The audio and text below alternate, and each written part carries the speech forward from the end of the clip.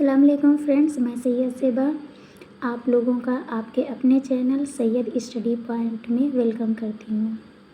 اور آج میں ایک نئے ٹاپک کے ساتھ حاضر ہوئی ہوں جو ہے فراق گورکھپوری۔ لیکن آج کا ویڈیو کو شروع کرنے سے پہلے جو کل ہم نے پڑھا ہے اس کو ایک بار ہم لوگ ریویژن کر لیتے ہیں۔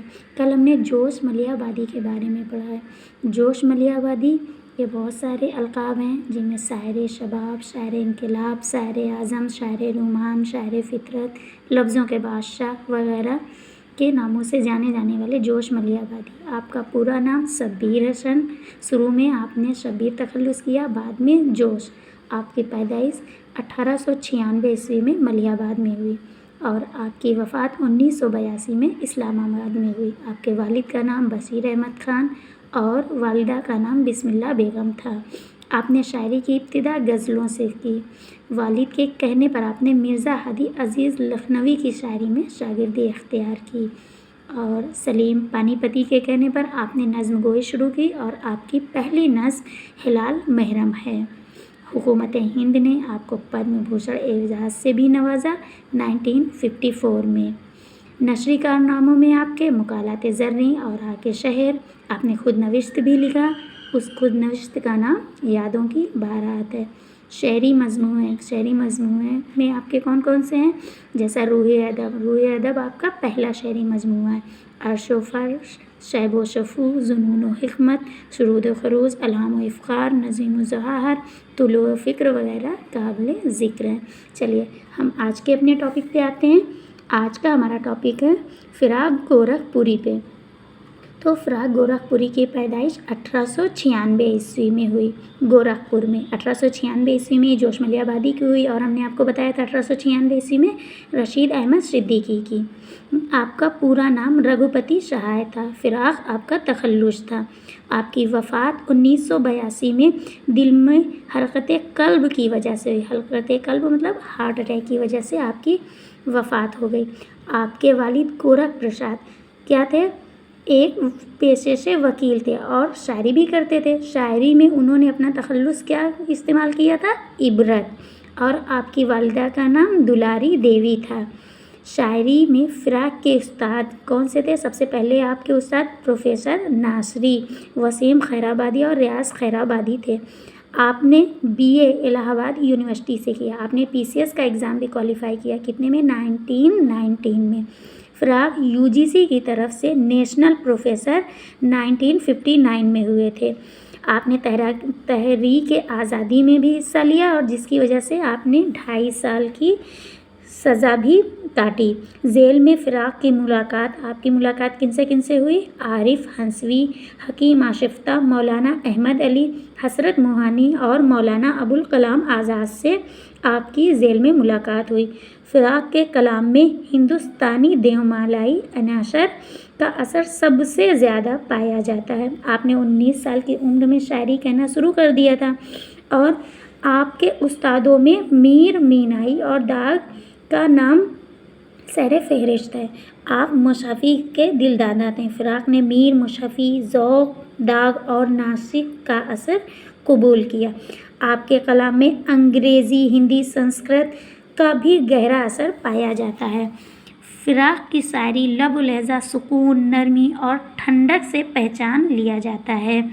لیلاہٹیں، رسم ساہٹیں، ملغزاہٹیں جیسے الفاظ فراق نے وضع کیے تھے۔ فراق تاثراتی نقاد، آپ تاثراتی تنقید سے بہت زیادہ متاثر تھے۔ فراق کے اعزازات و انعامات میں آتے ہیں تو فراق کو گل و نغمہ پر ساہتیہ اکیڈمی ایوارڈ 1962 میں ملا تھا۔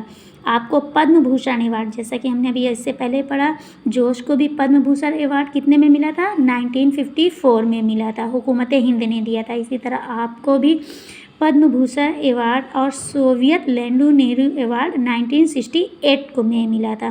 فراق کو گل نغمہ آپ کا شعری مجموعہ ہے، اس میں غزلیں بھی ہیں، رباعیاں بھی ہیں اور 71 غزلیں ہیں، شعر بھی ہیں۔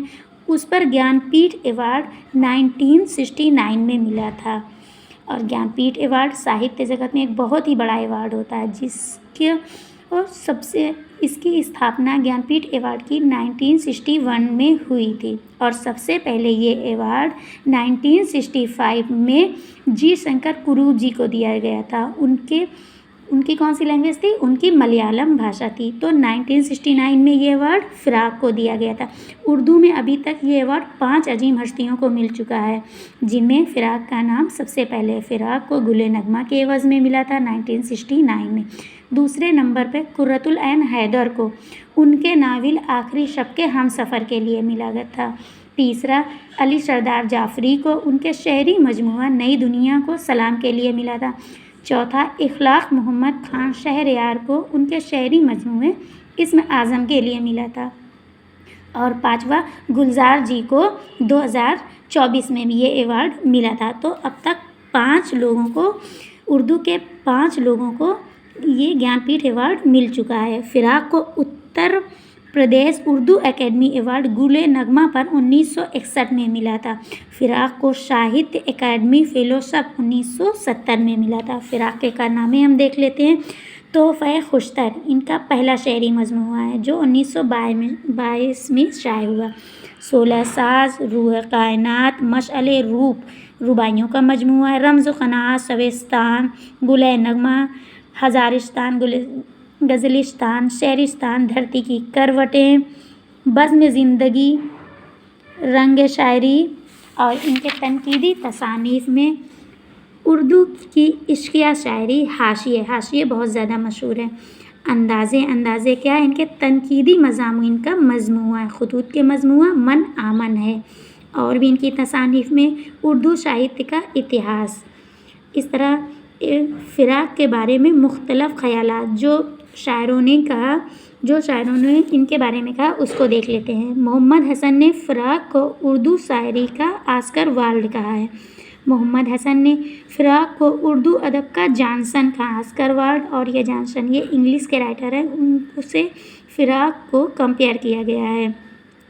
فراق نے اردو میں ہندوستانی دیومالائی تصور جمال کی ترجمانی کی۔ یہ کس کا قول ہے؟ بقول گوپی چند نارنگ کا۔ مجنوں گورکھپوری کا کہنا ہے کہ فراق جیسی چند جامع شخصیتیں روز روز نہیں پیدا ہوتی۔ فراق کو اردو غزل کا اہم ستون کون تسلیم کرتا ہے؟ کلیم الدین احمد نے۔ دنیا سے جاتے جاتے غزل کو فراق کے ذمے کیے جا رہا ہوں، یہ کس نے کہا؟ یگانہ چنگیزی نے۔ فراق کی شاعری حقیقی شاعری کی بہترین مثال ہے، یہ کس نے کہا؟ یگانہ چنگیزی۔ اسی کے ساتھ یہ میرا چھوٹا سا ویڈیو فراق گورکھپوری کے اوپر تھا۔ انشاءاللہ آپ کے کوشچن اس سے باہر نہیں جائیں گے۔ آپ کسی بھی امتحانات کی تیاری کر رہے ہوں، اس سے آپ کو بہت فائدہ ہوگا۔ باقی آج کے لیے اتنا ہی۔ اللہ حافظ۔